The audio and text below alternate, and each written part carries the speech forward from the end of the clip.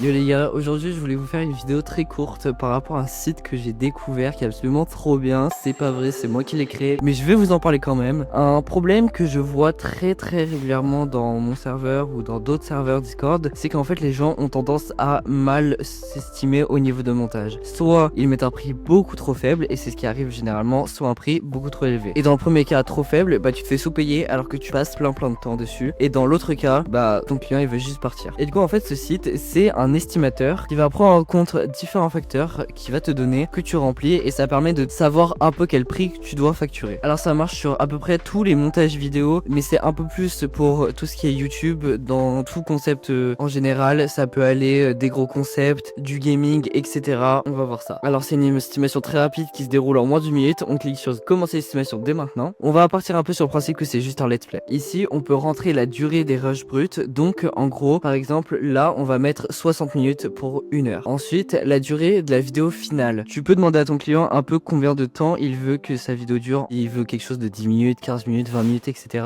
Et dans notre cas on va mettre par exemple 25 minutes. Les dimensions des rushs qu'on t'a donné, car cela permet de savoir le temps d'exportation et peut-être la place qu'ils peuvent prendre ces rushs également sur ton ordinateur, et tout ça ça a un coût combiné. Et pareil la qualité de la vidéo souhaitée. Là je vais également mettre HD, le nombre de POV, donc là c'est le nombre de caméras, écran, etc.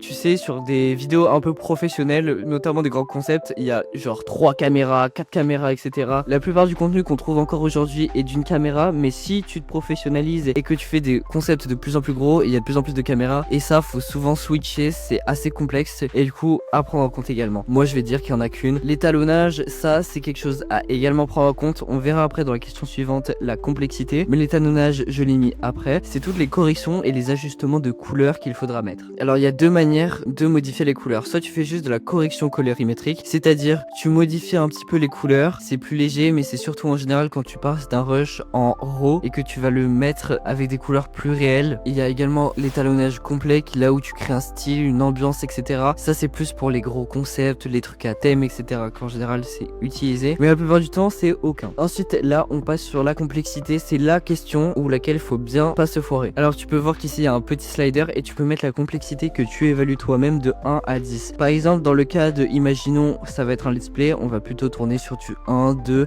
ça dépend, mais si tu rajoutes des effets assez complexes, là ça peut tourner beaucoup plus élevé. Et j'ai mis un petit exemple ici pour pouvoir mieux te repérer. Par exemple simple, on peut voir ici que c'est juste des petits zooms, que ça change pas énormément. Intermédiaire, on rajoute peut-être par exemple des sous-titres, 2-3 animations, etc. Avancé encore plus loin, on rajoute beaucoup plus d'effets encore, ça prend encore plus de temps. Et enfin expert, dans ce cas j'ai même fait un détourage sur After Effects. Là c'est très complexe et ça peut vite monter au niveau du prix. Moi je vais mettre plutôt 3, ça me semble bien. Ensuite une deadline. Dans les montages vidéo il y a énormément de deadlines, c'est un secteur avec énormément de temps restreint. Il y a beaucoup de fois des gens qui vont t'envoyer des vidéos, ils te disent je veux ça pour dans 3 jours. Alors du coup tu as un slider qui peut aller jusqu'à 90 jours et 0 jours. Là on part sur le principe qu'il n'y a pas vraiment de deadline. La personne elle te dit tu m'envoies dès que c'est prêt, mais si elle te dit ça je veux ça dans 2 jours, là par contre ça peut vachement augmenter le prix, parce que si par exemple elle te demande pour le lendemain, peut-être que tu vas perdre des heures de sommeil, perdre des activités extérieures ou quoi, et ça c'est hyper important à prendre en compte. Et je vais partir sur le principe qu'on m'a donné 2 semaines par exemple. Et enfin les frais d'expérience, ça c'est en fonction de en gros si t'es une grosse tête ou pas dans le milieu de montage. Si t'as un bon portfolio, que t'as de l'expérience, que t'as déjà eu des clients, etc.,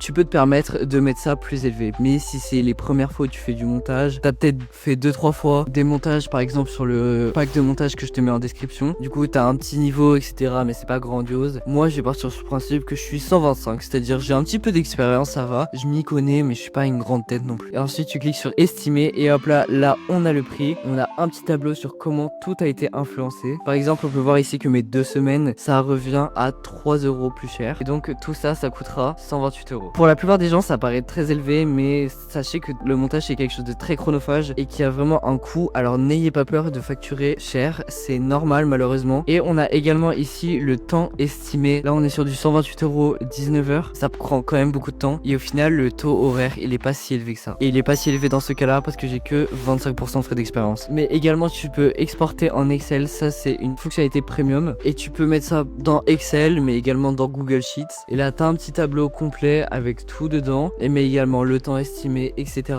Et ça peut être extrêmement valorisant et professionnel pour des devis. Si tu détailles tout de A à Z, ça justifie ton prix, ça le rend plus sérieux et ça te rend plus professionnel et il y a plus de chances que tu factures plus élevé alors que t'as rien fait, t'as juste estimé correctement ton prix. On retourne sur le site et on peut voir que je suis un membre Gold, mais on verra ça après. Mais si on va en bas dans historique, on peut voir tout l'historique de nos calculs récents. Quand on clique dessus, on peut tout détailler et ça nous permet de, si on a modifié 2-3 valeurs, etc., d'y revenir plus tard. C'est vachement pratique. Mais également pour les membres Gold, il y a les réponses préfaites qui permettent d'économiser du temps, surtout si tu fais ça à la chaîne et que c'est souvent par exemple du 1080p, c'est souvent la même valeur. Du coup, tu peux gagner encore plus de temps en remplissant déjà et pour tes prochains calculs, ce sera encore plus rapide. Et avec Gold également, tu peux insérer des réponses personnalisées. Donc là, par exemple, tu as que ce choix-là, mais si j'estime plutôt 135%, j'inscris 135, j'applique et je peux estimer et maintenant j'ai 35%. L'estimation de temps est également juste réservée aux membres Gold. Mais ne t'inquiète pas, Gold, c'est pour l'instant que 5 € à vie au lieu de 10 € et cette offre, elle est jusqu'au 1er octobre. Et en plus, 1% de ton achat est dédié à des initiatives de réduction de CO2 via Stripe Climate. Voilà, merci d'avoir regardé cette vidéo. J'espère que le site va t'inspirer, qui va te permettre de mieux facturer tes montages. J'espère que ça t'aidera énormément et sera dans la description. Merci à toi, c'était Weeby, bisous.